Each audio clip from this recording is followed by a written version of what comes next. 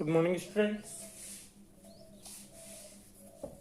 Today we are going to discuss an important topic of grammar, that is phrase and clause. Actually, these two terms you are reading, you are learning the definition, but you are not building the concept.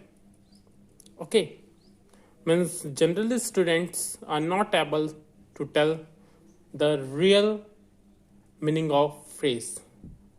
So I thought it is better option to tell you the basic difference between phrase and clause.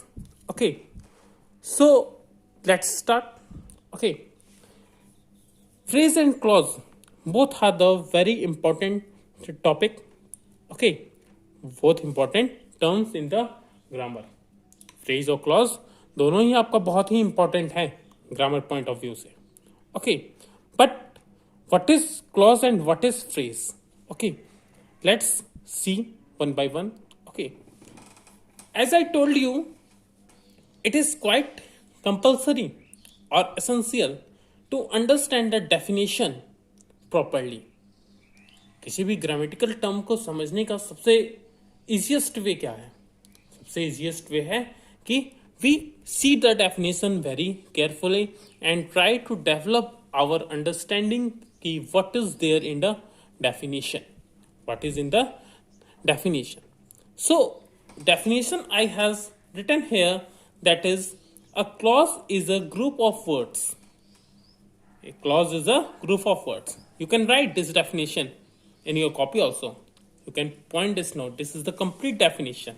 Okay, a clause is a group of words which forms a part of sentence.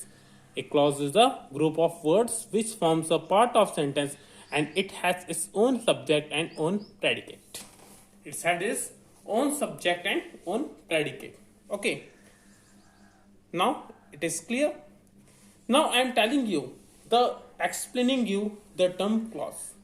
See here, clause is a group of words. Group of words you understand very carefully, means शब्दों का समूह, group of words which forms a part of sentence.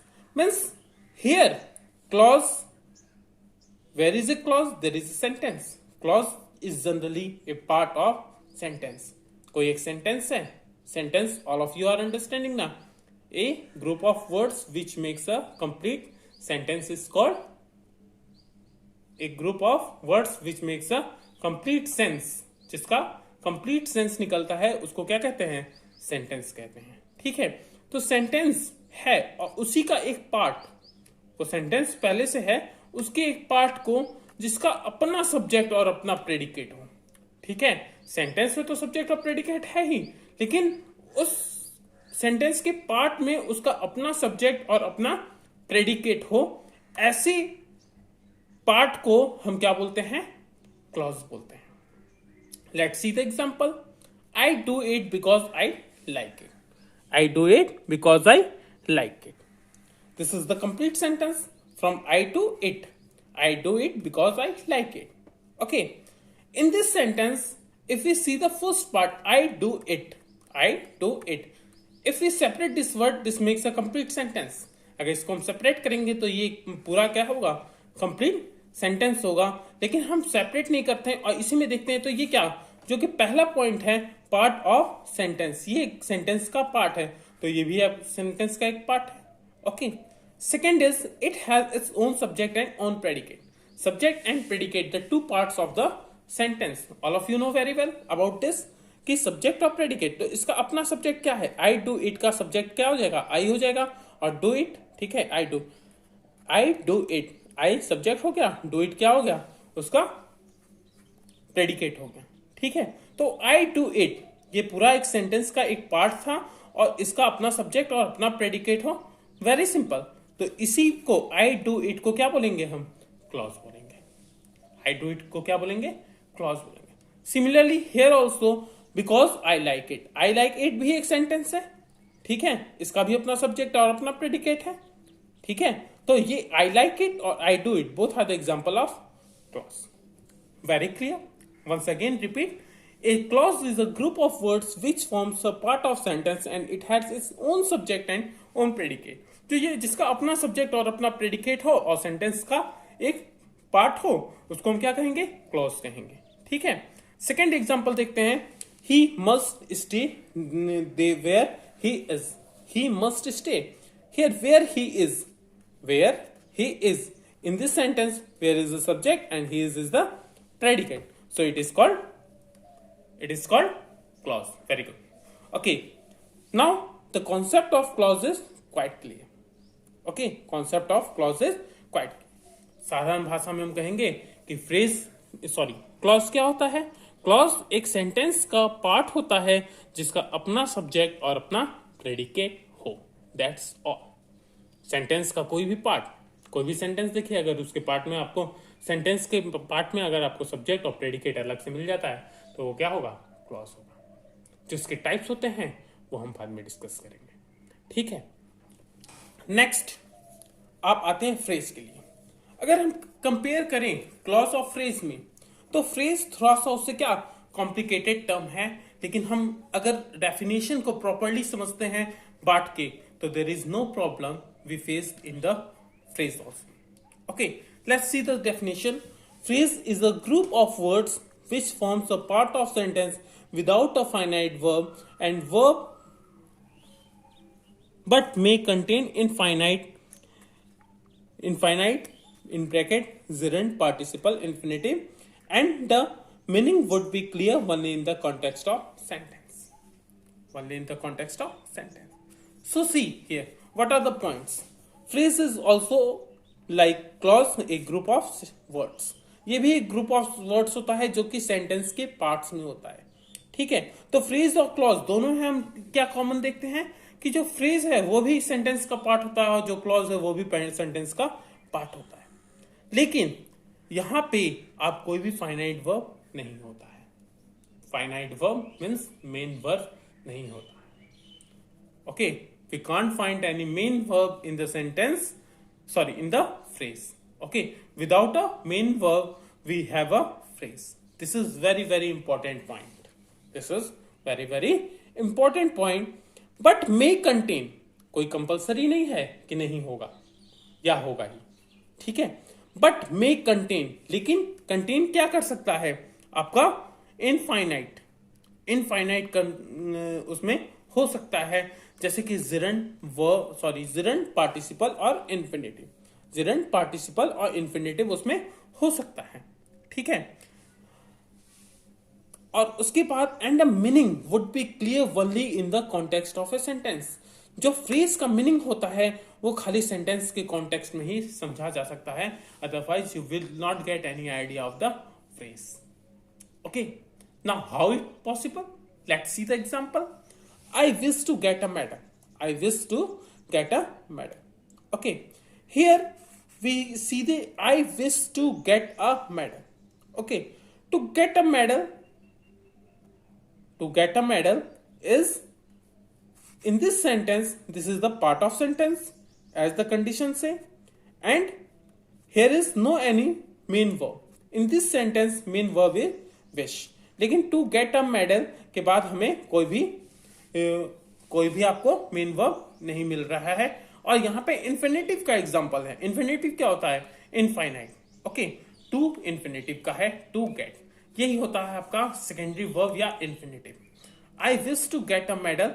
अब देखो ये part of sentence भी है और इसमें इन्फिनेटिव भी है. कोई जरूरी नहीं है ये कंडीशन, जैसे मैंने पहले ही बता दिया था कि इन्फिनिटी इनफाइनाइट हो या ना हो. ठीक है, लेकिन हो सकता है. ठीक है, ये कंडीशन नहीं है कि इनफाइनाइट भी नहीं होगा. तो to get a medal is the example of a phrase. To get a medal is an example of a phrase. ये फ्रेज का एक एग्जाम्पल है. बात समझ में आया? Second example we see getting a promotion is exciting. The first underlined part, getting a promotion. Okay, getting a promotion, there is no any main verb. There is no any main verb. Getting is here gerund. That is also the example of infinite verb. Okay, that is also the example of infinite verb getting a promotion is exciting, यह भी आपका exciting, ठीक है। तो getting a promotion is the example of phrase. So let's see what is phrase. तो phrase जो होता है वो क्या होता है, सेंटेंस का एक पार्ट होता है जिसका कोई भी मेन वर्ब या फाइनाइट वर्ब नहीं होता है, लेकिन इसमें इनफाइनाइट जैसे जेरेंट, पार्टिसिपल और इन्फिनेटिव हो सकता है। इन फाइनाइट वर्ब्स को डिटेल में हम दूसरे क्लास में आपको बता सकते हैं, उसके लिए आप चैनल पे जा सकते हैं, ठीक है। And the meaning would be clear only in the context of a sentence. यहां भी जो ये लास्ट वाला पॉइंट है, देखने में लग रहा होगा कि डेफिनेशन बड़ा है, लेकिन इसमें खाली 3 पॉइंट्स हैं, ठीक है। 2 पॉइंट मैंने क्लियर कर दिया। And meaning would be clear only in the context of sentence. Only in the context of sentence means to get a medal. अगर हम एक सेंटेंस यहां पे लिख दें, to get a medal, you don't have idea who is getting the medal, why he is getting the medal, okay। ये कोई sentence का सेंस नहीं दे रहा है, लेकिन समझ में नहीं आ रहा है कि टू गेट अ मेडल है क्या, इन द गार्डन है क्या, ठीक है। लेकिन हम जब आई विश से जोड़ देते हैं, I wish to get a medal, इसके रेफरेंस में, आई विश के रेफरेंस में, इस सेंटेंस के रेफरेंस में टू गेट अ मेडल का मीनिंग जो होता है क्लियर होता है। वही वाला पॉइंट आपको लास्ट में सेकंड में लिखा गया। Is that clear?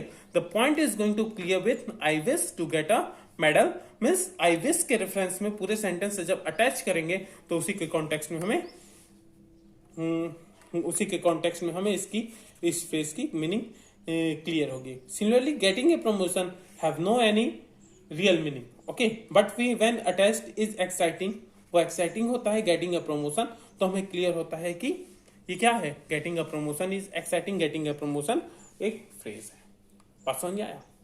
In finite जो होता है वो मेन वर्ब होता है, और इन्फिनेटिव जो होता है वो सेकेंडरी वर्ब होता है। इसके बारे में हम आपको किसी और क्लास में बताएंगे, ठीक है। लेकिन अभी के लिए इतना आपको क्लियर है। तो फ्रेज और क्लॉज, ये 2 टॉपिक था आज के वीडियो में, जिससे आपको ये क्लियर हो गया होगा कि फ्रेज वाकई में क्या होता है और क्लॉज वाकई में क्या होता है। देखो, दोनों ही सेंटेंस के पार्ट्स होते हैं, ठीक है। क्लॉज का डेफिनेशन एकदम आसान है, जैसे उसका अपना सब्जेक्ट और अपना प्रेडिकेट है सेंटेंस के पार्ट में, तो वहां पे हमें क्या होगा, क्लॉज होगा। लेकिन फ्रेज में थोड़ा सा हमें ध्यान देना होता है फाइनाइट और इनफाइनाइट वर्ब का।